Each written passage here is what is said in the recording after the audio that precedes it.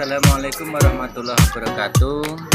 Perkenalkan, nama saya Gunawan, sarjana pendidikan.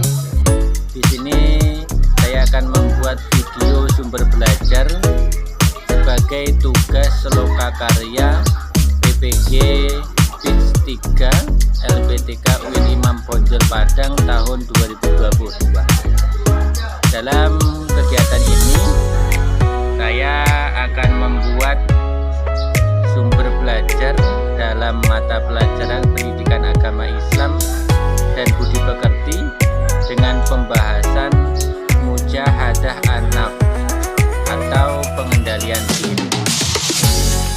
Kita lanjut untuk materinya, yaitu di dalam sumber belajar ini saya memberikan dua ilustrasi, yang dimana ini adalah gambaran yang saya berikan nama. Yang pertama adalah gambar A, yang kedua adalah gambar B, di mana keterangannya yaitu untuk gambar A adalah penerapan dari pengendalian diri, di mana di ilustrasi ini digambarkan bahwasanya ada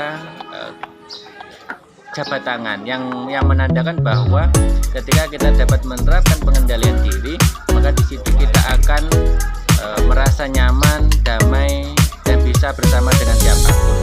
Begitu sebaliknya, sesuai dengan ilustrasi gambar B, bahwa jika kita tidak bisa mengendalikan diri, maka dengan siapapun kita, dimanapun kita, itu akan merasa tidak nyaman, sehingga akan ada pasti perselisihan di antara semuanya. Maka dari ilustrasi ini sudah jelas bahwa betapa pentingnya pengendalian diri.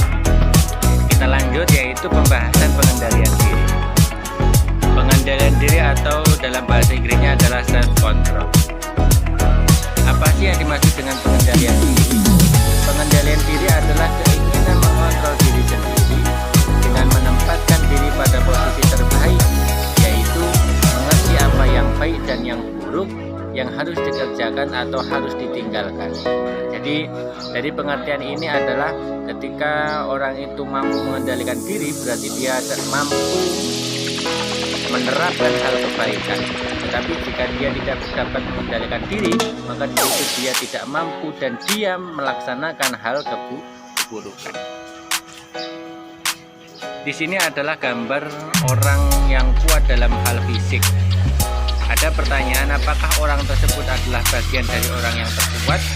Jawabannya yaitu sesuai dari penjelasan Abu Hurairah radhiyallahu anhu, dia berkata, Rasulullah SAW berkata bahwa orang kuat bukanlah yang kuat dalam berbuat, namun yang mampu menguasai dirinya tatkala marah. Hadis riwayat muttafaq alaih. Jadi dalam penjelasan ini bahwa dikatakan orang itu adalah kuat bukan dalam hal fisik, tapi jika dia mampu menahan hawa nafsunya, mengendalikan hawa nafsunya, dan menggunakan akal pikiran. Selanjutnya ada penjelasan dari Abu Hurairah juga terkait dengan pengendalian diri, melaporkan bahwa seorang pria berkata kepada Nabi Muhammad SAW, nasihatilah saya. Nabi berkata, jangan marah. Pria itu bertanya sama lagi dan lagi, dan Nabi mengatakan dalam setiap kasus jangan marah. Hadis riwayat Al-Bukhari nomor 137. Dalam penjelasan ini betapa pentingnya ketika manusia itu dapat menerapkan pengendalian diri atau menerapkan akal pikirannya, maka derajatnya Allah akan berikan lebih tinggi dibandingkan nabi, rasul, dan malaikat. Tetapi sebaliknya, ketika dia tidak mampu menahan hawa nafsunya dan melaksanakan hawa nafsunya itu, maka derajatnya akan lebih buruk dibandingkan jin, setan, dan hewan. Naudzubillahi min dzalik. Apa sih pentingnya pengendalian diri?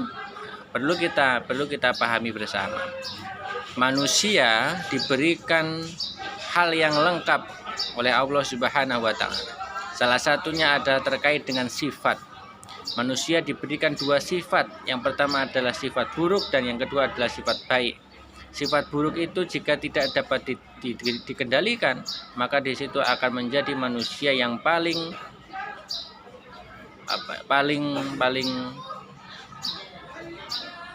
jelek atau tidak beruntung.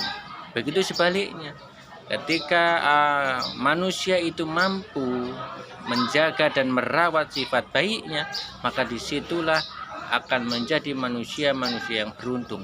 Yang pertama yaitu sifat buruk manusia. Manusia diberikan sifat mencuri, berbohong, marah, dan sombong. Dan ini semua jika kita tidak dapat mengendalikannya, maka di situ kita akan menjadi manusia yang rugi. Ini pentingnya dalam pengendalian diri. Yang kedua, manusia diberikan sifat baik. Sifat baik ini akan berkembang pesat yang nantinya akhirnya menjadi manusia yang beruntung, yaitu Allah berikan sifat yang pertama adalah sabar, yang kedua berhati-hati atau teliti, yang ketiga jujur, yang keempat bersyukur, dan yang kelima terhindar dari sifat gelisah, cemas, iri, dan pemarah. Inilah sifat-sifat yang baik yang harus kita kembangkan selalu dan selalu, agar kita menjadi tujuan Allah menciptakan manusia menjadi khalifah, pemimpin. Pengendalian diri yaitu aspek penting sekali dalam kehidupan manusia. Sebab musuh terbesar manusia bukan berada di luar dirinya, namun justru berada di dalam dirinya sendiri. Dengan demikian, kemanapun seseorang pergi, maka orang tersebut selalu diikuti oleh musuhnya. Dari penjelasan ini, bahwa ketika kita ingin menjadi manusia yang beruntung, ingin menjadi sukses, ingin berkarya, ingin mendapatkan juara, itu tidaklah yang berada di luar diri kita. Tetapi apa? Tetapi adalah diri kita sendiri yang menentukan. Begitu juga sebaliknya. Ketika kita menjadi orang yang kalah, ketika kita menjadi orang yang lemah, yang tidak beruntung, itu bukan dari orang yang dari luar diri kita, tetapi apa? Tetapi adalah pada diri kita sendiri. Maka hanya ada satu jalan untuk mengalahkan musuh terbesar kita, yaitu mengendalikan diri kita. Ada jurus-jurus dalam pengendalian diri, yaitu ada 4. Yang pertama yaitu pengendalian diri dengan menggunakan prinsip kemoralan. Di dalam agama kita sudah diberikan pembelajaran bahwa kita tidak diperbolehkan atau dilarang untuk mencuri, membunuh, menipu, dan lain sebagainya yang dia hal-hal negatif. Ini menjadi jurus yang pertama dalam penerapan pengendalian diri. Yang kedua yaitu dengan menggunakan kesadaran.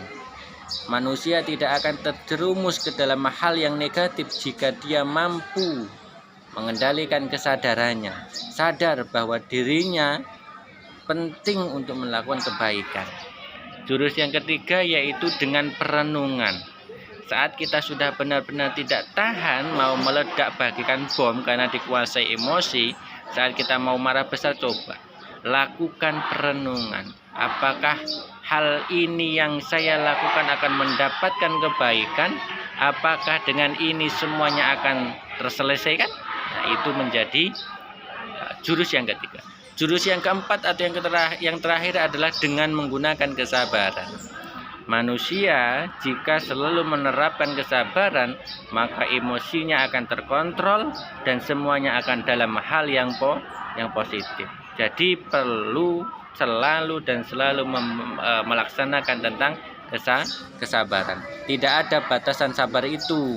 Kalau ada yang menyampaikan bahwasanya sadar ada batasannya, itu berarti dia tidak mampu menahan hawa nafsunya.